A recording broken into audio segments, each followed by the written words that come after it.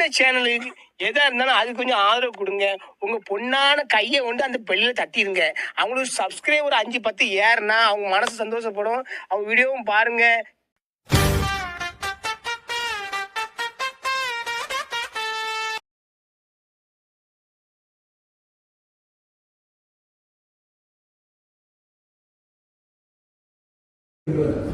நம்முடைய மாண்பு முதலமைச்சர் அவர்களுக்கு ஒட்டுமொத்த தமிழ்நாட்டு மக்கள் நீங்க அத்தனை பேரும் பக்கபலமா இருக்க வேண்டும்.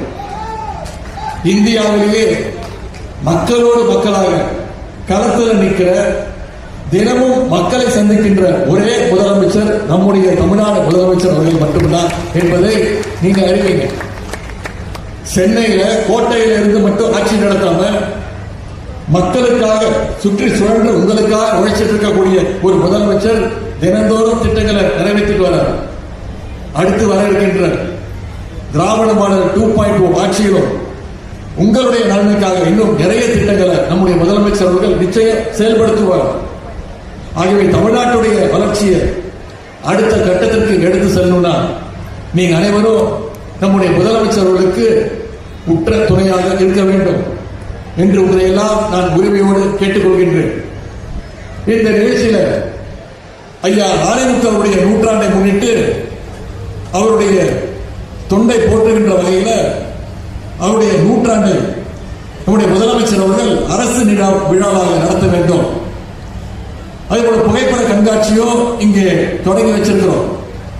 அவருடைய பணிகளை எல்லாம் தொகுத்து நூற்றாண்டு மலரையும் இங்கே வெளியிட்டிருக்கிறோம். இதற்கு முன்பு மார்க்சிய பெரியாரிய பொது உடைமை இயக்கத்தின் சார்பாக தயாரிக்கப்பட்ட நூற்றாண்டு மலரையும் சென்னையில நான் தான் வெளியிட்டேன். அந்த பெருமையும் எனக்கு உண்டு. நம்முடைய முதலமைச்சர்கள் அவருடைய அத்தனை நூல்களையும் இன்னைக்கு அரசாணையாக்கி இருக்கிறார். பிற்படுத்தப்பட்டவருக்கு உரிய இடஒதுக்கீட்டை பெற வேண்டி முதலாக 1981ஆம் ஆண்டு டெல்லியில நாடாளுமன்ற உறுப்பினருடைய கூட்டத்தை நடத்தி ஆதரவு திரட்டியவர்தான் ஐயா ஆணைமுத்து அவர்கள்.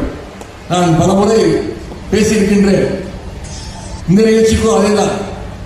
நான் கலைஞரின் பேரனாக மட்டும் இங்கே வரவில்லை.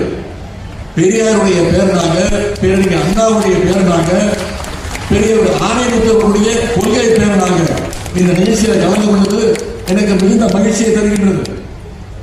பெரியாருடைய தொண்டர்களுக்கு